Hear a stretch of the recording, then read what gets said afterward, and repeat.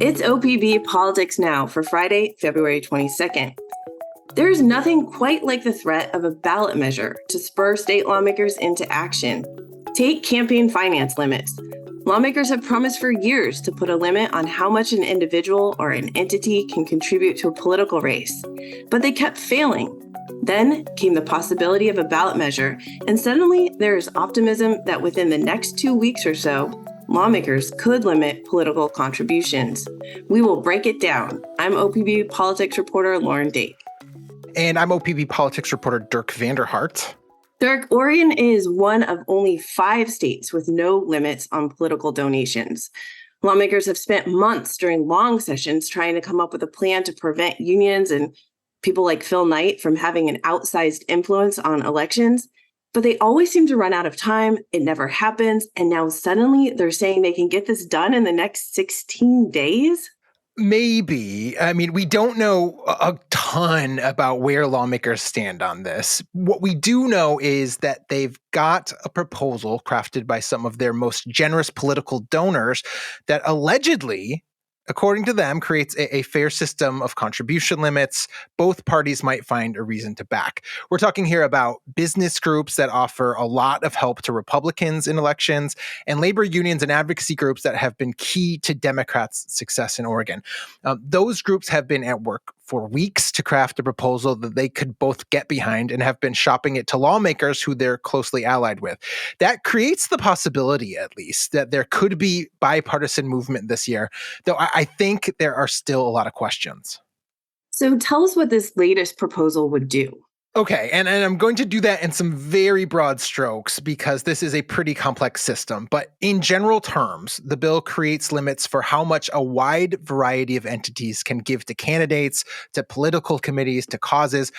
That includes limits for businesses, for unions, interest groups, and just everyday Oregonians.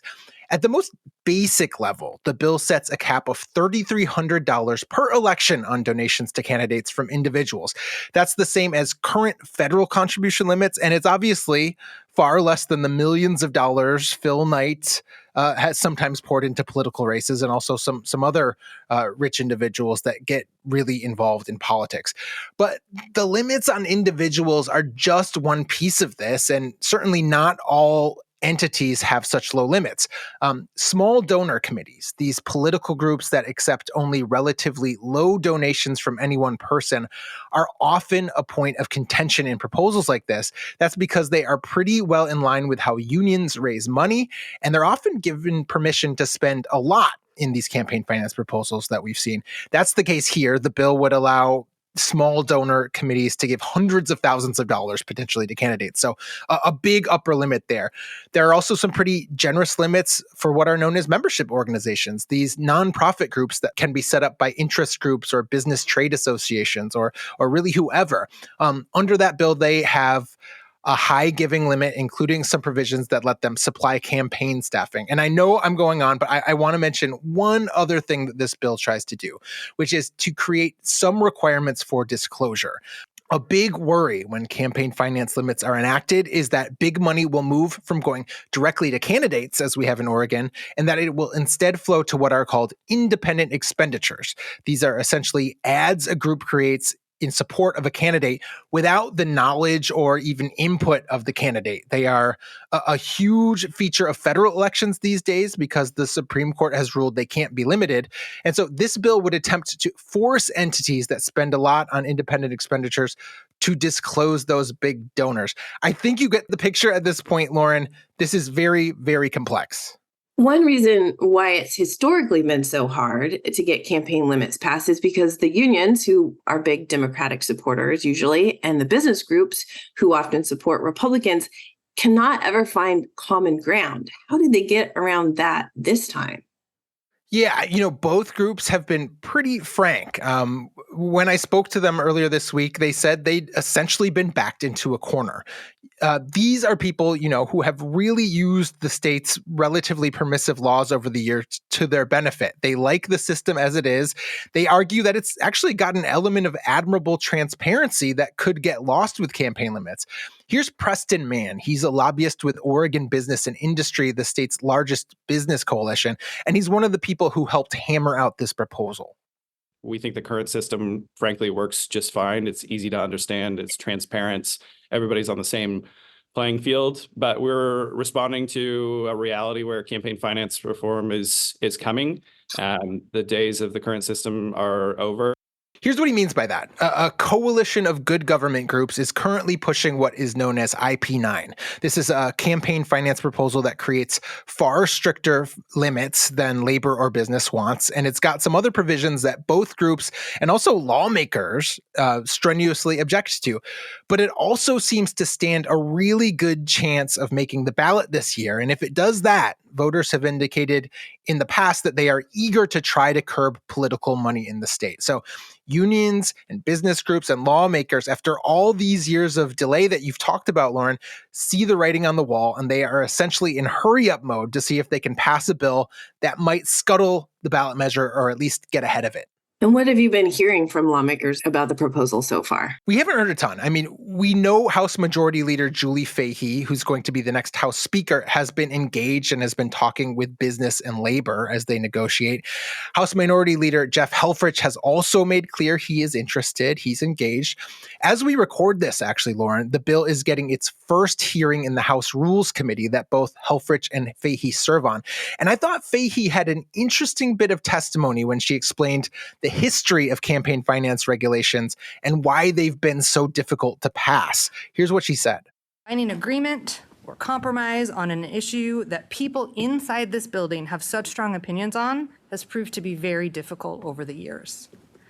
And on top of that, the people outside of this building also have very strong opinions and have been unwilling to compromise. The labor unions have been too inflexible. Business leaders have not been willing to come to the table. And good government groups have not been willing to consider the practical implications of some of their positions. And Fahey suggested that there has now been kind of a watershed moment where at least some of those groups have given up ground, and that might be key toward passing some form of campaign finance regulation. She was pretty frank that she doesn't believe this proposal is perfect. She actually said she doesn't think there's any such thing as a perfect campaign finance system, given the opinions and strictures imposed by the U.S. Supreme Court. But lawmakers do, I have to say, at least some of them seem to agree they need to do something this year to get ahead of this ballot measure. That at least was the take that we heard at the hearing from Representative Rob Noce. He's a Portland Democrat. He didn't seem happy about it, but he seemed to say, we got to do something. It seems like even under the current proposal, we might still be covering some pretty expensive races. Yeah, I mean, in fact, one thing that came up at today's hearing is that even people backing this proposal don't actually think it's going to remove money from politics. So one thing you hear constantly when you start talking to people about campaign finance limits is that the actual money being spent is not likely to change all that much. In fact, more money might enter the system. It'll just get rerouted. That's because of those independent expenditures I mentioned. People with lots of money can still pay for their own ads supporting candidates they like. They just can't legally coordinate that spending with the candidates. And, a lot of people in politics argue that's not ideal since candidates wouldn't be the people pushing their own messages in those cases. What the business and labor groups are arguing here is that their proposal contains high enough limits that candidates would still be able to generate enough money to run viable campaigns, but that they wouldn't be receiving some of the big checks anymore that tend to turn heads, get a lot of attention, maybe make people suspicious that politicians are being bought and paid for. You reported that even if lawmakers do pass limits, voters could still see something on the ballot in November because the groups backing the initiative do not seem like they want to abandon that effort. So what happens if lawmakers and voters approve limits, but they're two different systems? That is a very good question and something I'm not completely clear on right now. There would have to be some sort of way that you could reconcile the two systems or figure something out. But you are right that the folks who are pushing IP9, the ballot measure that has helped ignite this debate, are pretty critical right now about this proposal. They have circulated a lengthy document sort of picking apart various elements of it. They think, for instance, that the limits it contains are too high and could be easily exploited by rich donors that have some sophistication. They say this piece about disclosing donors for independent expenditure campaigns is ineffectual. They say enforcement of the laws could be lax and subject to politics. The group Honest Elections Oregon, which has been a major booster of campaign finance limits and actually wrote this proposal, IP9, has said it's open to trying to make the bill better, but is not clear that the changes it will want are palatable in the Capitol. And that could mean that IP9 moves forward, creating a fairly confusing situation if lawmakers do pass this bill. Let's pivot to another area where lawmakers were arguably prompted to action by the threat of a ballot measure. We have talked a lot about Measure 110 on this podcast and the effort to make small amounts of illicit drugs illegal again. But now we have a lot more clarity on what that's going to look like. Dirk, tell us what you learned this week. Yeah, so I think as we talked about, the big debate this year has not been over whether Oregon should end drug decriminalization. Both parties seem to agree it should. The question was how that looked. Democrats proposed making possession of small amounts of illicit drugs a Class C misdemeanor, punishable by up to 30 days in jail. Republicans and their allies pressed for a Class A misdemeanor, which is punishable by up to a year. So there have been these sort of frenzied negotiations going on behind closed doors about this. And this week, we finally learned the outcome, which to me, I have to say, looks like Democrats meeting Republicans about halfway. I'll acknowledge that some Democrats don't exactly love that characterization. But what we learned on Wednesday was that a negotiated amendment would create an entirely new type of misdemeanor for drug possession. It would be punishable by up to 6 months in jail. But Democrats stressed that would only be in the most severe instances when someone failed their probation. Otherwise, they argue, the new crime is unlikely to result in any jail time. And as they have all along, both sides say the goal is to convince drug users to seek treatment rather than get a criminal conviction. They have just been really arguing over what a criminal conviction could pose in terms of consequences. Democrats also walked back a key piece of their initial proposal in an effort to win over some critics. Initially, they were going to require law enforcement to give drug users a choice to avoid criminal charges. But now, under the latest version, the so-called mandatory deflection is no longer mandatory. Yeah, that's right. The first draft of the Democrats' bill had this requirement that police must offer a person caught with drugs the chance to connect with treatment rather than being brought to jail. And if the police officer didn't do that, the person could get the case tossed. But that turned out to be an unpopular idea with law enforcement groups and actually with public officials in some corners of the state who said they don't have the wherewithal to stand up a system like that. So in order to win broader buy-in, Democrats wound up scrapping the mandatory piece. Now they are making the system voluntary and asking district attorneys and county officials to come on board. We heard this week that something like 14 DAs have agreed, but I think there has been a lot of debate behind the scenes from counties who want to make sure that there's going to be enough state funding offered up to create these sorts of deflection systems before they commit to this. Like you mentioned, there's still a lot of debate. They've appeased some groups, but there's still a lot of people who are pretty upset at this latest proposal. Right. Yeah, very much so. I mean, advocacy groups who support drug decriminalization have pressed hard this year to convince lawmakers to back down. They have, I think a lot of arguments to that, but a central theme is that the drug war has been a failure that has disproportionately impacted people of color. They have said that lawmakers that might reinstitute criminal penalties for possession in an election year are doing that sort of as political theater, and that the move will have some dire outcomes. This week, they also essentially accused the lawmakers at the heart of these negotiations of ignoring the perspective of people of color and even freezing them out as they moved forward to negotiate this bill. These groups are now working to point out the major flaws they see in the system that's being proposed. But I have to say, it does seem that with these changes, Democrats are likely to bring Republican support and could get this passed. That's certainly what Senator Kate Lieber and Representative Jason Krupp, the two lawmakers sort of at the heart of this, seem to think. There is something else worth pointing out here, too. With more people going to jail, there's going to be more people who need public defenders. And there is already a very severe and very problematic shortage of public defenders in this state. So will there now be even more people languishing in jail without any representation? That is a possibility or an argument some opponents have raised. Actually, public defenders have raised as well to some extent.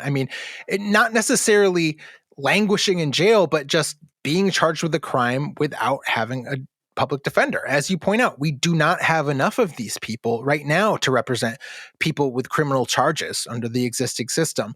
There is virtually no chance, obviously, that reintroducing a new crime for drug possession won't cause further strain on that system. And it likely just make it so more people are having their charges dropped because there's just not a lawyer to represent them. That's something I have to say that pretty much no one that is pressing for recriminalization has really addressed head on. But I did ask Senator Kate Lieber, a major architect of this bill, how she's thinking about it this week. Here's what she said. That it's something that we are going to have to work through, but I'm not going to legislate for the moment that we're in. We need to legislate for beyond that moment.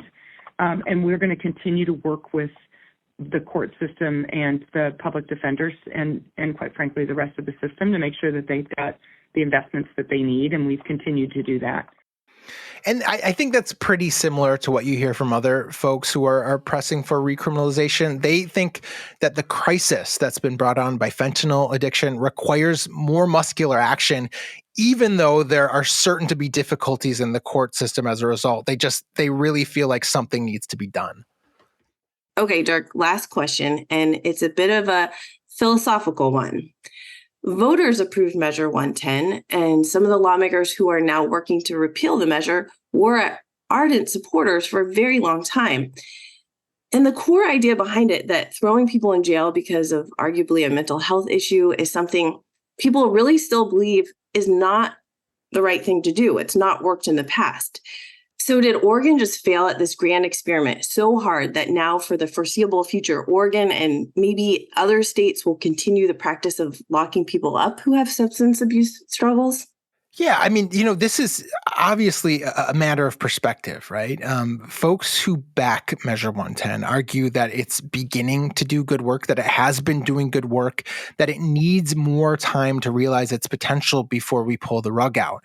Folks who have always disliked the measure have been able to seize on some very worrying trends that have emerged in Oregon with fentanyl in the state to make the case to the public that it's been an utter failure. And we should be clear here that there is research that suggests that at least some of those difficulties were going to hit Oregon anyway, regardless of Measure 110, with the advent of fentanyl in the state.